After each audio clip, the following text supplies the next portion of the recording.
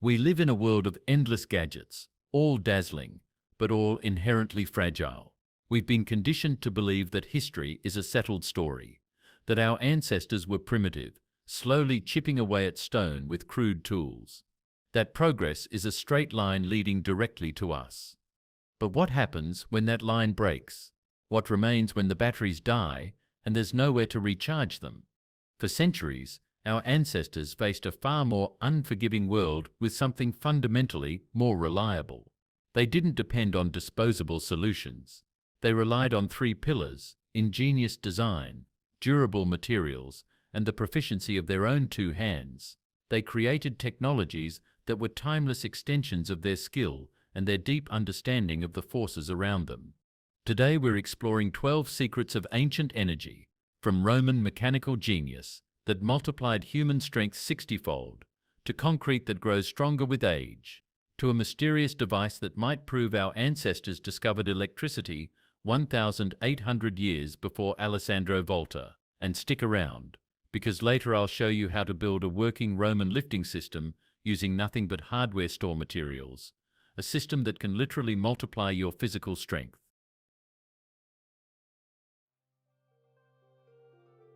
The brute force multiplier. The starting point for our journey is, inevitably, the challenge of moving impossible weights. The focus is on the Greco-Roman crane, a testament to pure mechanical genius. Forget the simple image of men dragging blocks up ramps. The Greeks and Romans developed lifting technology so effective that it revolutionized what a society could build. The secret was their mastery of multiplying kinetic energy through elegant systems of pulleys and treadwheels. The first evidence pops up in ancient Greece around the late 6th century BC, where distinctive cuttings on temple stone blocks show they were being gripped and lifted. This wasn't just an improvement, it was a complete change in the philosophy of construction, born not from a desire for convenience, but from pure, relentless necessity. But it was the Romans who perfected this technology. Engineers like Vitruvius left us detailed accounts. Their simplest crane, the trispastos, gave one man a 3-to-1 mechanical advantage, allowing him to lift around 150 kilograms, 330 pounds, with ease. One individual, with the right application of physics, could do the work of three. That right there is a game changer. And they scaled it up. The colossal polis pastos, when fitted with a large treadwheel for men to walk inside, could lift a staggering 6,000 kilograms, that's over 13,000 pounds. To put that in perspective, the Egyptian method of dragging a 2.5-ton block was estimated to take 50 men. The Roman polis pastos was about 60 times more efficient per person. This wasn't just about moving heavy objects, it was about the intelligent multiplication of human energy, a secret that allowed an empire to be built from stone. But here's what makes this even more remarkable. These weren't crude contraptions. Archaeological evidence shows Romans used sophisticated bronze bearings, precision-cut wooden gears, and mathematically calculated rope ratios. They understood load distribution, stress points, and mechanical advantage with an accuracy that rivals modern engineering textbooks. Hit like if this Roman engineering blew your mind, and let me know in the comments, where are you tuning in from? And honestly, when you see a modern crane now, will you think about those Roman engineers who figured this out 2,000 years ago? I love knowing who's out there questioning how much we've really advanced. Mastering nature's power. From machines that multiplied human force, we moved to those that commanded the elements themselves. The Archimedes screw, invented over 2,200 years ago, achieved something that seemed impossible, making water flow uphill against its very nature. This wasn't just about moving clean water. The screw could handle mud, sand, even small stones. It was robust enough to drain entire swamps or irrigate the hanging gardens of Babylon, one of the 7 wonders of the ancient world. The mechanism is brilliantly simple. A helical screw inside an inclined tube captures small portions of water with each turn, gradually pushing them upward. The optimal angle, discovered through centuries of refinement, sits between 30 and 40 degrees. At about 30% energy efficiency, it might not seem impressive by modern standards, but consider this, it's worked continuously for millennia without complex maintenance. No moving parts to break, no seals to replace, no electronics to fail. But here's where the story gets truly fascinating. Ancient engineers didn't just stumble onto this design, they refined it through systematic experimentation. Different civilizations developed variations. The Egyptians used bronze screws for precision work, while the Romans scaled them up for massive drainage projects. Archaeological evidence from Pompeii shows standardized screw designs, suggesting they had established engineering specifications long before modern manufacturing. Here's the twist. Archimedes never imagined. Today we've reversed his invention. Modern hydroelectric plants use giant Archimedes screws where water flows down through the spiral, turning turbines that generate clean electricity. It's particularly effective for low-head installations under 6 meters. Better yet, it's fish-friendly. Aquatic life passes through unharmed, something conventional turbines can't achieve. In a world desperate for sustainable energy, this 2,200-year-old design is experiencing a renaissance. Building for eternity.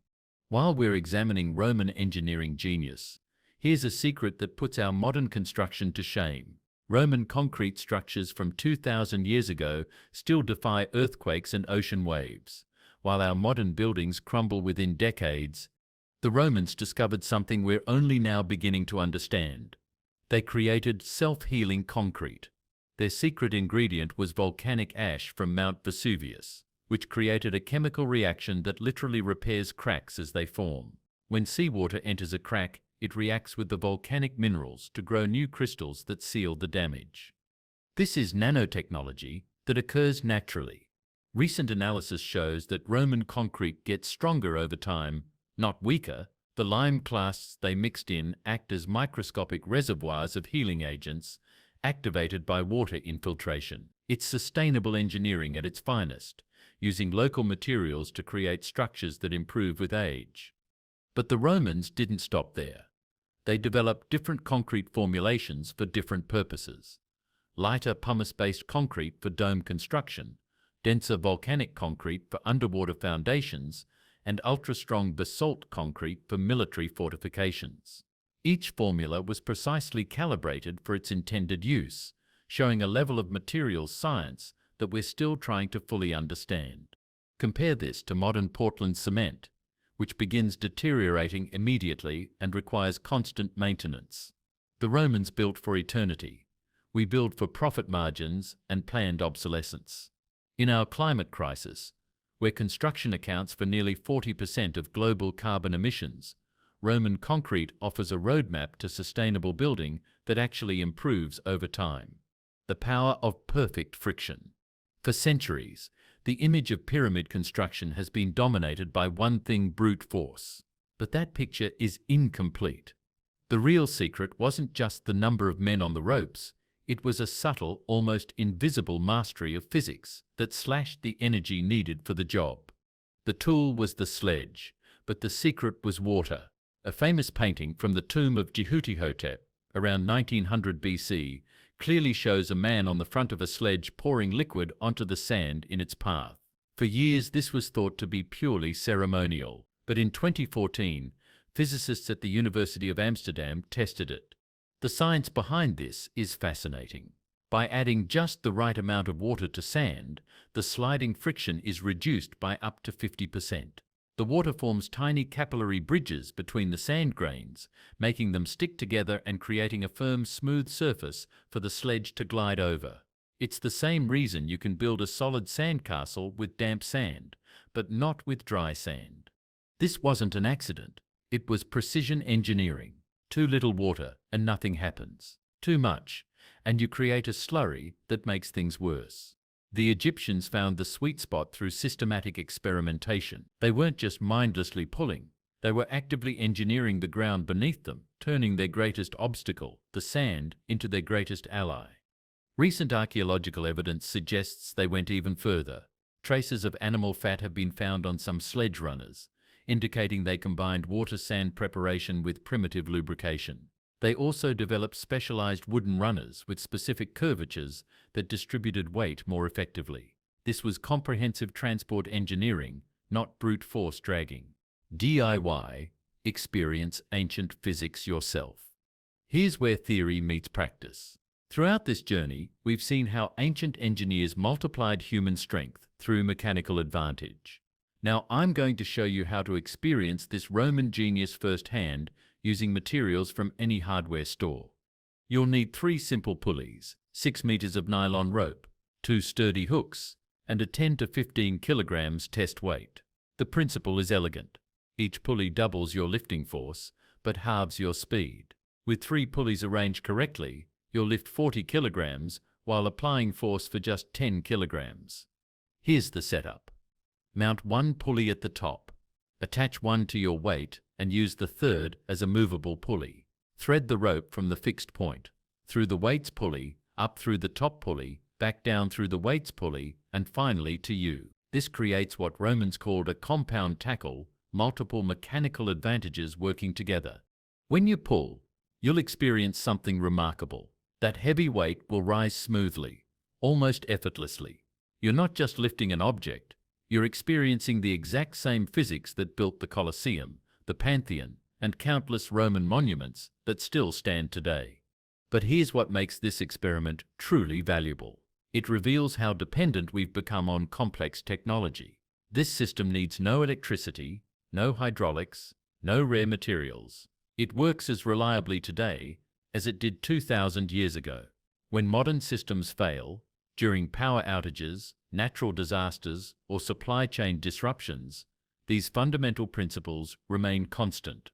Ancient engineers understood something we've forgotten. The most reliable technology is often the simplest. No firmware updates, no planned obsolescence, no dependency on global supply chains. Just physics, applied intelligently. Taming the elements. Long before the Industrial Revolution, ancient societies learned to capture and harness nature's raw power. The watermill represents one of humanity's first steps toward automated production, freeing people from backbreaking manual labor. While many picture watermills in medieval Europe, their origins stretch much further back. The Roman engineer Vitruvius described sophisticated geared mills around 40 BC, and the Greeks likely had simpler versions even earlier. The Greek poet Antipater of Thessalonica wrote an ode to the watermill, praising it for liberating women from the exhausting work of grinding grain by hand.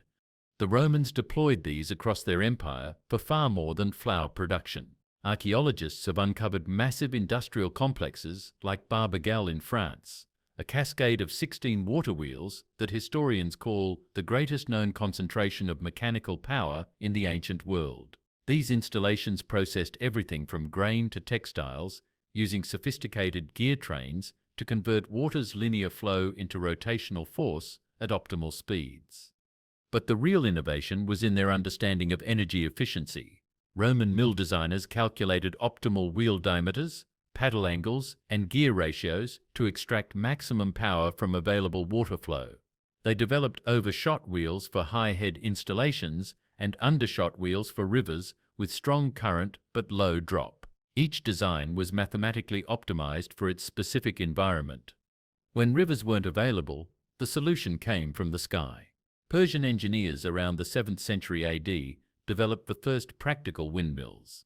Unlike the familiar Dutch designs, these were vertical axis mills that resembled giant revolving doors, specifically engineered for the arid landscapes where water was scarce but wind was constant.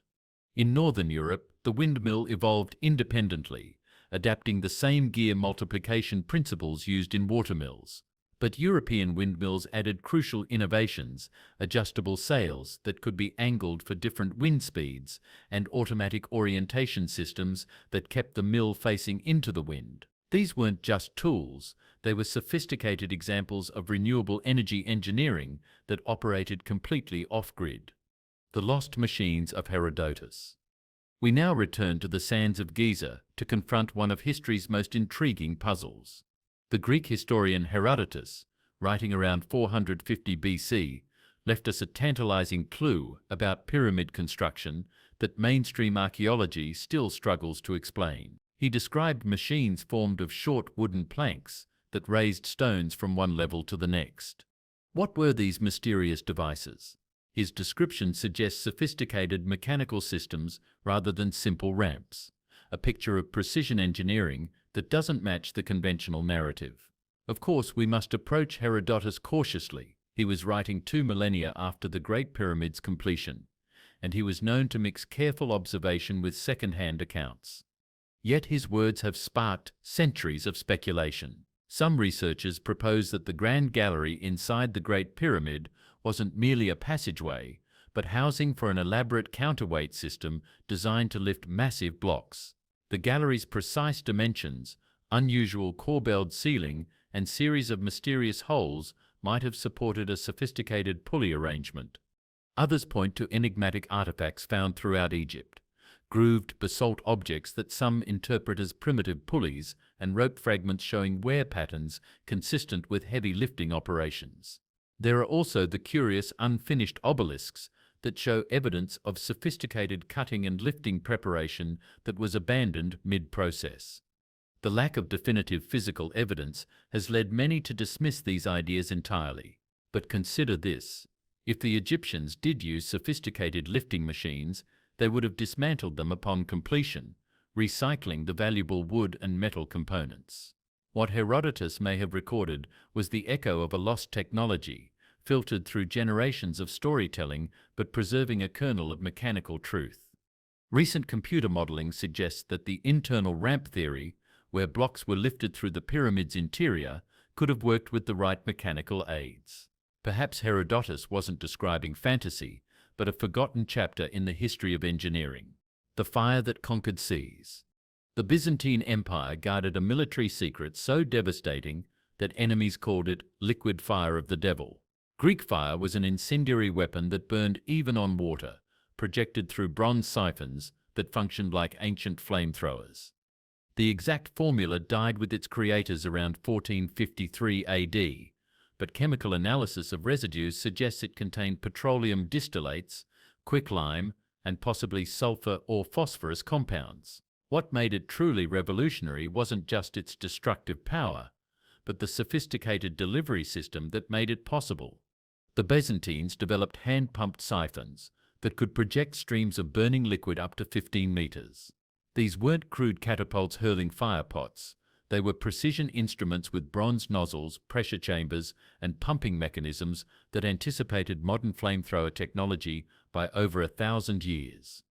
But Greek fire was more than a weapon. It was a technological breakthrough in hydraulic pressure systems. The same principles that made this terrible weapon possible influenced the development of fire pumps, fountain systems, and industrial spraying equipment. Byzantine engineers understood fluid dynamics, pressure differentials, and combustion chemistry at a level that wouldn't be matched in Europe for centuries. The psychological impact was as important as the physical destruction. Enemy fleets would retreat at the mere sight of Byzantine fire ships, knowing they faced a weapon that seemed to defy the natural order by burning on water itself. The technology was so closely guarded that its operators swore sacred oaths, and the manufacturing process was kept within a single family lineage. When Constantinople fell in 1453, the last secrets of Greek fire died with the city. Despite numerous attempts at reverse engineering, no one has definitively recreated the original formula or delivery system. It remains one of history's most effective examples of technological warfare and technological loss. The impossible cuts. Prepare to have your assumptions about ancient craftsmanship challenged. We're told that Egyptians worked granite and diorite, some of the hardest stones on earth, using copper chisels and abrasive sand. The mainstream explanation relies on immense patience and gradual grinding. But when you examine the evidence closely, this explanation starts to crack. Independent researchers point to drill cores with perfectly spiral grooves that would require feed rates hundreds of times faster than modern diamond-tip drills achieve. They highlight the boxes in the Serapeum of Saqqara, machined flat to tolerances measured in thousandths of an inch, and statues with geometric precision that challenges modern capabilities. The conventional explanation becomes even more strained when you consider the scale. The ancient Egyptians didn't just cut a few precision objects, they mass-produced them. Hundreds of granite sarcophagi, thousands of precision vessels, countless statues with identical proportions. This suggests not just individual skill, but systematic manufacturing processes. Some propose that the Egyptians developed copper hardening techniques we've forgotten, using cold working, arsenic alloying, and specialized tempering to create tools nearly as hard as steel. Others suggest they mastered advanced abrasive compounds using crushed gemstones or ceramic particles that dramatically accelerated cutting speeds. Recent experiments by engineer Christopher Dunn suggest another possibility, that Egyptians used ultrasonic drilling techniques, where high-frequency vibrations reduce cutting resistance and allow rapid penetration of hard materials. He points to specific cutting patterns and drill marks that match ultrasonic machining signatures. Still others venture into more speculative territory, proposing acoustic or chemical technologies that could soften stone temporarily. Ancient texts do describe various stone softening compounds, though none have been successfully replicated. Skeptics maintain that supreme skill, unlimited time, and known techniques adequately explain these achievements. They argue that claims of impossible precision are often exaggerated, and that we underestimate what human determination can accomplish. But for those who have measured these artifacts personally, touching surfaces that feel machine-polished and examining cut marks that suggest powered tools, the conventional explanation feels inadequate. Whether through lost techniques, forgotten tools, or systematic processes we don't fully understand, the ancient masters achieved something that continues to challenge our assumptions about primitive technology. The Earth's nervous system. Zooming out from individual monuments, we encounter a theory that ancient sites weren't isolated achievements, but nodes in a global energy network. The concept of ley lines began in 1921, when British amateur archaeologist Alfred Watkins noticed that many ancient sites could be connected by remarkably straight lines across the landscape. Watkins initially proposed these were ancient trackways, practical routes for prehistoric travel and trade. But his simple observation was soon expanded by others who suggested these lines carried subtle earth energies or telluric currents. In this view, monuments like Stonehenge and the pyramids were deliberately positioned at intersections where these energy lines crossed, creating powerful spiritual and ceremonial centers. The theory has grown to encompass a geometric grid covering the entire planet, evidence, some claim, of a lost global civilization with sophisticated understanding of Earth's energetic properties. Proponents point to the fact that many ancient sites do indeed align across vast distances, sometimes spanning continents. They also note that modern science has discovered real electromagnetic phenomena in the Earth's crust. Telluric currents, electrical currents that flow naturally through the ground, do exist and can be measured. Some researchers suggest that ancient peoples were more sensitive to these subtle energy fields and deliberately built their monuments to harness or amplify them. Mainstream science remains deeply skeptical. Geologists point out that, with thousands of ancient sites scattered across continents, finding some alignments is statistically inevitable. A pattern-seeking tendency psychologists call apophenia. There's no credible evidence that ancient cultures mapped or even perceived such a grid. Yet the concept persists, speaking to something deeper than mere pattern recognition. Recent studies of animal migration patterns show that many species do navigate using the Earth's magnetic field lines. Could ancient humans have possessed similar sensitivities that we've lost in our electronic age? Whether real or imagined, ley lines represent humanity's enduring quest to find deeper connections in the landscape around us. They suggest a worldview where the Earth itself is alive, where places have power, and where our ancestors built their monuments not just for practical reasons, but to participate in a living planetary system. The Song of the Stones. How did ancient builders lift truly colossal stones, like the 200-ton trilithons at Baalbek? When conventional explanations involving ramps and pulleys strain credibility, more extraordinary theories emerge. Enter acoustic levitation, the idea that ancients could use specific sound frequencies to neutralize gravity and float massive stones into position. This sounds like pure fantasy, but acoustic levitation is genuine science. In modern laboratories, researchers routinely use powerful sound waves to suspend small objects in mid-air, manipulating them without physical contact. The technique works by creating standing wave patterns that can counteract gravitational pull on lightweight materials. However, scaling this phenomenon up to multi-ton megaliths remains, with current understanding, physically impossible.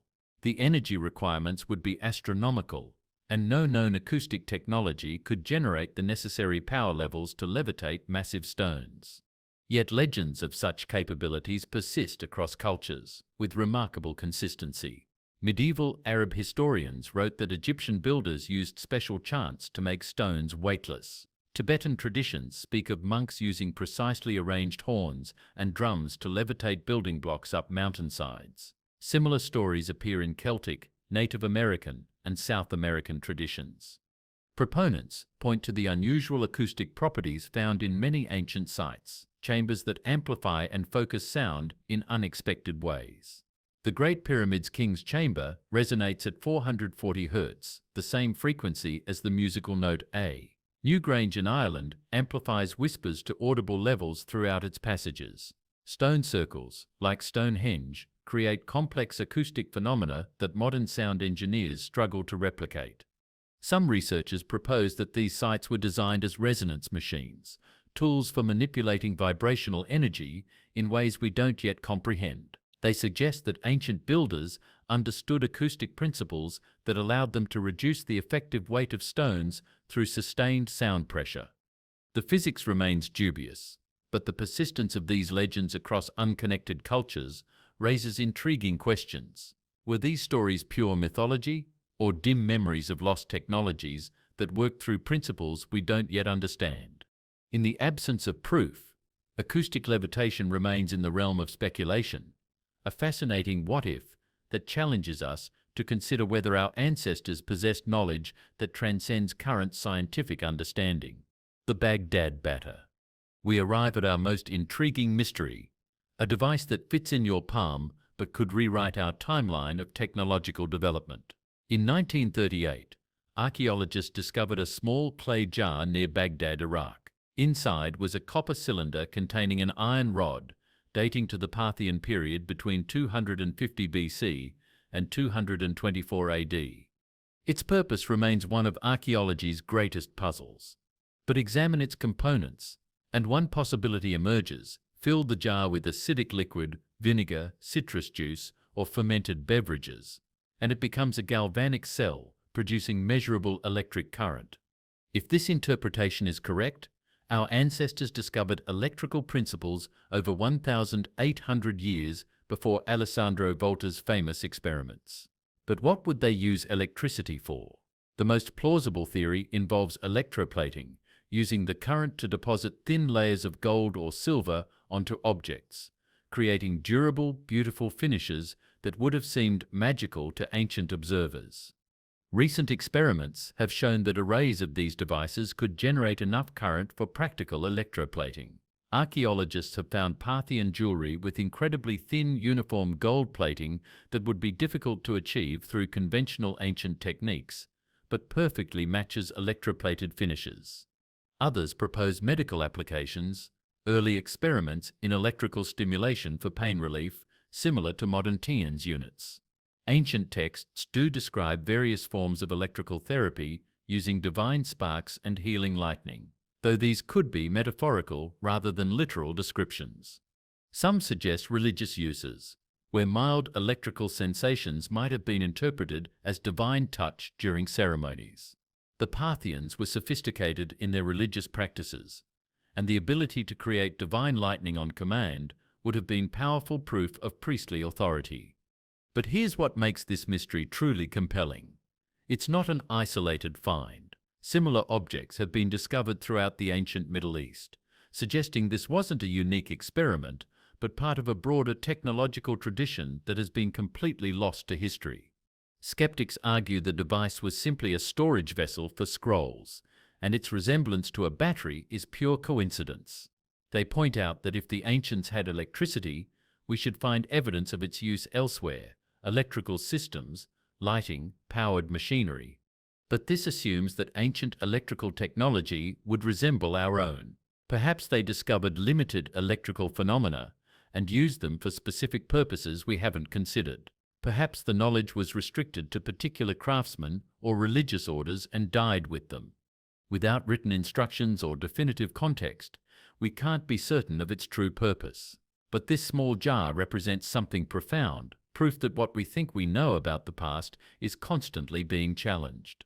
It reminds us that innovation and curiosity are timeless human traits, and that our ancestors may have been exploring realms of knowledge we've forgotten entirely. From the mechanical genius of Roman engineers to the fascinating mystery of the Baghdad battery, one truth emerges clearly: the story of human achievement is far from settled. The conventional narrative of gradual linear progress doesn't always align with the evidence our ancestors left behind. These technologies and mysteries challenge us to see the past not as a closed book, but as an ongoing investigation. They bridge ancient wisdom with modern curiosity, proving that true ingenuity transcends any single era. They remind us that when our complex systems fail, the fundamental principles these ancients mastered — mechanical advantage, sustainable materials, and deep understanding of natural forces — remain as relevant as ever. Perhaps the greatest secret of all is this: human creativity and problem-solving ability have always been limitless. What we call primitive may simply be elegant. What we consider impossible may just be forgotten. And in our rush toward an uncertain technological future, the tested solutions of the past might hold keys to resilience we desperately need. The next time your power goes out, or your complex gadgets fail, remember the Romans with their eternal concrete, the Egyptians with their frictionless sledges, and the countless unnamed innovators who solved impossible problems with nothing but observation, experimentation, and an unshakable belief that every challenge has a solution. Their legacy isn't just in the monuments they built, but in the reminder that true technology doesn't depend on electricity, rare materials, or global supply chains. It depends on understanding the fundamental forces around us and having the ingenuity to work with them rather than against them.